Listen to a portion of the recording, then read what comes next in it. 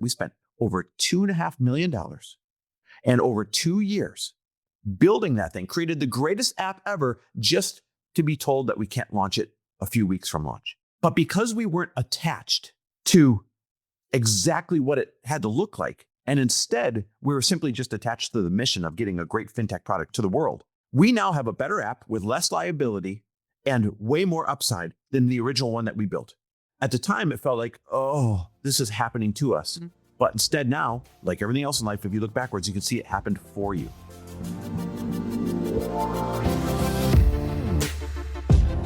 Welcome, everybody, to the Chris Harder Show, where we are making you unapologetic about your pursuit of success, knowing that when good people like you make good money, they can then do great things. My name is Chris Harder, and several times per week, I will bring you epic guests, solo episodes, and every single tool, trick, and skill set you need to grow your business, grow your money mindset, and to grow your wealth to levels that you have never reached before. I've ended up in a unique place in life where I've got the experience, the connections, and all of the secrets that it takes to be successful. And I'm lifting the curtain to reveal it all to you in an effort to help put you in a position of abundance so great that you can then be as generous as possible. So let's lock arms and let's get started. And we're back with another episode of He Said, She Said. And we're about to crush this episode. But first, you've got to know that our Elite Entrepreneur Mastermind is getting really close to being sold out, thanks to some of the awesome people who have joined recently. This is by far the most up-leveled room that we have ever put together in the 9 years of doing this. And at the same time, this is by far the most hands-on, intimate format. In other words, our sleeves rolled up in your business that we've ever done in the 9 years as well. I'm really excited because also we've added a massive perk, you guys, because we want to really watch your business grow and thrive and win this year. And so we wanted to add a couple extra things in order to do that. What Chris said is really going to be huge for that extra hands-on component where him and I are actually going to be able to sit with you a lot longer the way that we're creating this container. But also I have added that I will do a podcast episode, a full podcast episode on the top 25 entrepreneurial iTunes, Apple, Earn Your Happy podcast dedicated to you and your business. That also means a reel on my social media page of you and I and your whole podcast. And that also means a dedicated email for your podcast episode. So you guys, that's huge. This is huge. That is worth so much money. I literally cannot even tell you, but a lot of people have paid over 10 grand in order to come on the show. And I could be charging more. A lot of shows in my arena charge anywhere from 15 to 25K with my numbers. So with that said, that is a massive, massive value because the people who have been on the podcast have told me that they have been able to book so many other large shows and have just been chopping up the reels over and over and over again, obviously to just add a lot of credibility on their page, to their repertoire, all the things. Yeah, people don't actually understand that. In the podcast world, once you show you've been on one big show or a blue chip show, then it's easy to get on all the other ones. You just got to crack that code. You got to use it. You got to use it. It's kind of like when I got my magazine cover, Chris. Some girls had 15 minutes of fame and never used it. And I pimped that thing out so hard and it added so much celebrity to my life. And then it added to 10 other magazine covers, exactly. Right? So you got to get one to all of a sudden get all the others. It's the same thing with the big name podcast. Yep. So super valuable, not to mention quarterly one-on-one strategy sessions with me, not to mention 3 in-person mastermind meetings with really high performers. Now, this is the one for anyone earning over $500,000 a year in their business, but most are 7- and 8-figure businesses.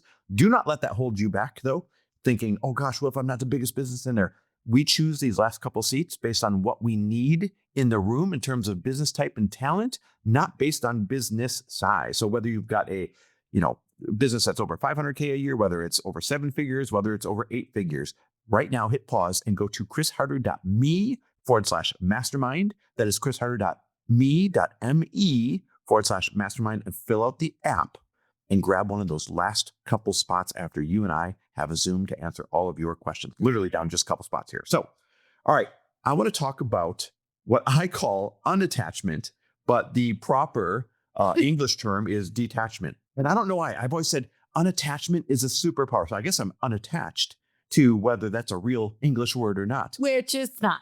It's not. He's like, oh, let's do our podcast on unattachment. I'm like, could you just check and see if it's maybe detachment before we do that? Sure enough. So whether it's detachment or whether it's unattachment, it's a superpower because when you are too attached to things, it's going to hold you back more than anything else in business because you don't get to choose what it's going to look like. And there's 3 or 4 areas that you need to be detached from. And we're going to go through each one of these areas. Now, the first one is this. You got to be detached from the how. Mhm. How are you going to get there? How are you going to get to market? How are you going to get to this revenue? How are you going to create an exit? How are you going to get this done? How are you going to learn it? If you're attached to the how, it's going to hold you back. You're not even going to start. Or worse yet, you're going to start. And then when it doesn't look how you thought it was going to look, when the how starts to look differently, or when the how has to change, you're going to quit or you're going to say, oh, it didn't work. And that's not the case. It's not that it didn't work. It's that you weren't supposed to be attached to the how all along. Let me give you a quick example. Yesterday, we hit a great big milestone with Frello, my Fintech app. We finished building it at the end of last year. And yesterday, I got to do a full demo of the entire product to all of our investors. And it went fantastic. They loved it. Now, you guys may not remember the story. And I'm going to share the whole story because it would take too long. It's an episode in itself. But we first set out to build a peer-to-peer personal loan app where one stranger is lending another stranger $500 or $1,000, and we're moving the money, we're insuring it, we're doing all those things. And we built it. We spent over $2.5 million and over 2 years building that thing, created the greatest app ever just to be told that we can't launch it a few weeks from launch. I'll spare you the whole story. That was devastating. If I was so attached to the how is it going to look? How are we going to get to market? We would have quit right there because overnight we didn't have a company. But because we weren't attached to exactly what it had to look like, and instead we were simply just attached to the mission of getting a great fintech product to the world, we were able to pivot and build this remarkable new fintech marketplace in the private and hard money space. And yesterday we got to show it to all of our investors. They got to look and see and be like, wow, this is the best that it ever could have turned out. And in my presentation yesterday, I literally reminded everybody that everything happens for you. And this has a lot to do with detachment. Everything's happening for you, not to you. We now have a better app with less liability and way more upside than the original one that we built. Everything about that is better. At the time, it felt like, oh, this is happening to us. But instead now, like everything else in life, if you look backwards, you can see it happened for you. So you cannot be attached, or I should say you have to be detached from the how. All right. The second thing that's really important to be detached from is who gets credit. Yep. I mean, this is leadership 101. A lot of people love to argue over, wait, that was my idea. Wait, that was my campaign. Wait, I need to be seen for this. Wait, I need the credit. What do you mean you did that? I did this too, you know. That was my social media post. I came up with that. That's what I wrote. That's what I said. I fully understand that. This was our journey as well. I mean, right down, Chris, to you and I. Like, I remember when we were in network marketing and you came in and you were coaching everyone so freaking well. And that's just not what I'm good at. I went on a massive journey of detachment that I didn't need the credit. And so, you would be getting all the credit and on stage and all the things. And I'm like, but why am I not getting all of this credit? Like, I'm enrolling all these people. And I completely detached and realized, wait, number one, when he gets that credit and he does his job and he's getting honored in front of all these people, all that does is benefit me. It makes us move faster. I can be totally detached from that. I can get even more into what my zone of genius is, which is enrollment and getting people into this business. And it was actually a little bit of a struggle for me because, growing up, I didn't get those accolades and I really, really wanted them. Now, it was kind of like realizing I can get them in this area and please let them go to all of these other people. The second one in network marketing, which was huge for us, is not getting the credit sometimes for maybe people on our team signing up other people or, getting them into our team. And that was huge. Here's what I'll tell you. The only people who thrived in network marketing on our team were the people who detached from getting all the credit and who stopped wasting their energy on trying to fight over one person and getting one person on their team because they thought they were going to be the ringer. Here is the punchline. There is no ringer in your business ever. If you are stuck on one thing, it means that is just going to suck all the energy and life out of you if you're trying to like make sure you get that person or get that thing or get that credit.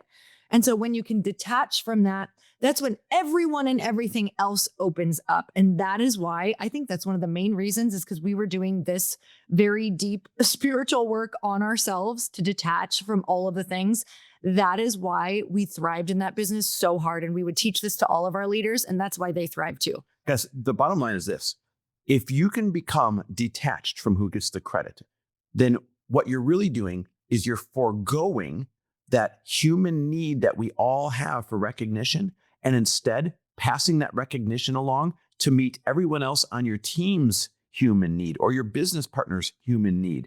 And if you can do that, then you are going to thrive because that's the tough thing to do that most people can't do. Most people can't give up that dopamine hit of getting credit and pass it along to everybody else because they have that human need of being seen and being recognized. So when you can learn to deflect that from yourself and put it onto somebody else on your team, then you're going to absolutely thrive. Okay, the third area where you need to be detached from is be detached from what it looks like to anyone else. It doesn't matter what it looks like to anyone else. I've made so many stupid purchases in my life, especially when I was a younger adult, buying things because I was worried about what it would look like to somebody else, or having a certain home because I was worried about what it would look like to somebody else, or making all these decisions in life because I was worried about what it would look like to somebody else. And the same goes for business. You're going to make catastrophic business decisions, catastrophic financial decisions, catastrophic hiring or firing decisions because you're worried about what it looks like to somebody else. Oh my gosh, what are people going to say? Oh my gosh, are people going to think I'm crazy? Oh my gosh, are people going to think this? Are they going to think that? And you cannot let that come into your business decisions because 50% of them or more are going to be wrong because the outside world doesn't know what's going on in your business. And the outside world doesn't know what is required in your business. The outside world simply has their opinion from a million miles away of what they think is going on without any real data of what is actually going on. So you must become detached from what it looks like to anyone else if you're going to make good quality business decisions, not from a place of ego, but instead from a place of what is right to guide the business. The last thing that you need to be detached from is what it looks like or feels like. Lori, this is your department when it comes to manifestation. Okay, so let's talk about just creating anything in your life and attracting anything in your life, no matter what you believe. So you cannot pick up a spiritual book, a book about God, a religious book. You cannot pick up anything that does not have this fundamental teaching about the spiritual principle of detachment. So even prayer, you guys, when you think about prayer, it's not specifically like, God, give me this. It's like, God, give me the strength. God, give me discernment. God, keep me open to any and all ways that you want this to come about. That is called detachment. So it's not caring. It's not apathy. It's openness. It's spaciousness. It's saying I'm open to all ways that this could come because the way that you are planning God or the way that you're planning universe is better than the way that I have it in my little human brain right now. So detachment truly is for all of my like spiritual people or faith-based people. I'm telling you, I lean so hard into, I just say offering it up. Like, I'm like, God, you got to take this one from me because I can't see the how, or maybe I'm so attached to the how, but it's not working for me right now. So now it's in your hands. Take it over, make it even better than I ever could. So you guys, detachment to timelines, to how long you think this is going to take, because once in a while, you're going to get blessed and it's going to go so fast, it's going to make your head spin. And then a lot of the other times, it's going to go a lot slower than you thought. And I'll tell you, a lot of my journey has gone a lot slower, and looking back, like a lot slower than maybe the average person to get a magazine cover, the average person to start winning in the fitness industry. As I, spent 4 years, and some of my peers were winning in 1 year. They were getting magazine covers in 1 year, the people that I started with. And I hung in there for the long game. And I'm very clear that for my soul and what I needed and what I'm here to teach in the world, it really is about, like, at that particular time, it was giving it to me slower because I had a lot of beautiful lessons to learn that then went in my book, that then went on this podcast. It just gave me so much to talk about. I'm ready for something speedy, if I'm being honest now. If you're listening to my podcast, God, if you're a subscriber, I'm ready for some speed. I'm ready for some speedy blessings, okay? But with that said, you need to let go of the timeline and know that it's going to come and it's going to come better. And it also helps you kind of just let go of that identity, like being so gripped to needing to be seen a certain way. And it also really just keeps those multiple paths open, and it frees you from the emotional roller coaster. Because I'll tell you, the place that your pain is coming from is expectation. So when you're detached from the expectation of how it's going to look in the timeline and who it should be with, and you just, the product was going to be different or whatever that is, it's going to free you from the anxiety, the pain, the waiting energy, the constant checking, the grasping, the comparison, the pushing, the being psycho through your emails, through your texts, the getting rejected by people because you're showing up so weird and you have this needy, like, lack energy. You really have to take massive action while being detached.